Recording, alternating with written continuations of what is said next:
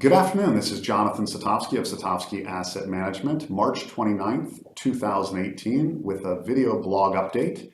And today I want to talk about education over speculation. What do I mean? Well, I've been doing a video blog for about a year, a little longer than a year, trying to educate people on how to be more successful over the long run and get out of the daily headline news and get out of the mood of the market day to day. So what do I mean? Every week there's a sentiment survey that shows the general pulse of people's confidence about the future. And this week's sentiment survey, no surprise, has come out extraordinarily bearish. Why? It's no wonder. Last week the markets were down 1,000 points, so people are pessimistic about the future. It's also indicated by money flows. What's fascinating is every time the markets hit a little snag, people panic and they sell. If you look at the domestic money flows, the money flows reflect what happened last week in the market. So as soon as markets go down, people sell. As soon as markets rise, they're long-term investors again. It's ridiculous. So let's talk a little bit about education over speculation, and what do I mean? Here are the historical statistics about the markets. If you own assets, own equities over owning bonds, your probability of success is extraordinarily high over a long period of time. If you own cheap companies over more expensive companies, you increase your probability of success over time. If you own small companies over large companies, you increase your probability of success over time. If you own profitable companies over non-profitable companies, you increase your success over time. Of course, you can always find exceptions to the rule.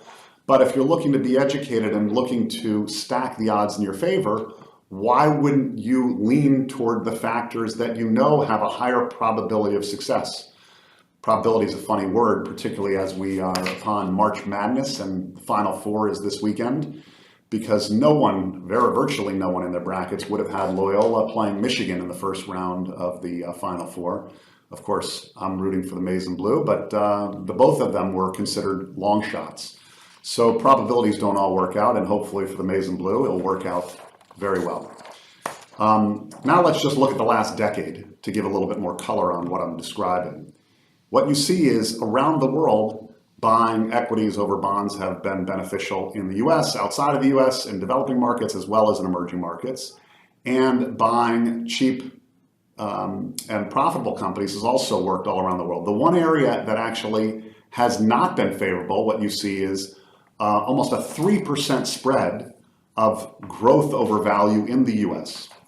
And to put it in context, to give you a long-term historical perspective, value has underperformed by a tremendous magnitude the last decade. It's only happened 2 other times in the last century. And if you were playing the probability of success over time, it's not a certainty, but if you believe that history has a predictive pattern for future success, and you think like Buffett, you would be a better investor because as soon as prices fall, you're leaning into value. What everybody else is trash is your treasure. So I look forward to a wonderful spring and hopefully a Michigan Wolverine national title over the weekend. And with that, have a wonderful April.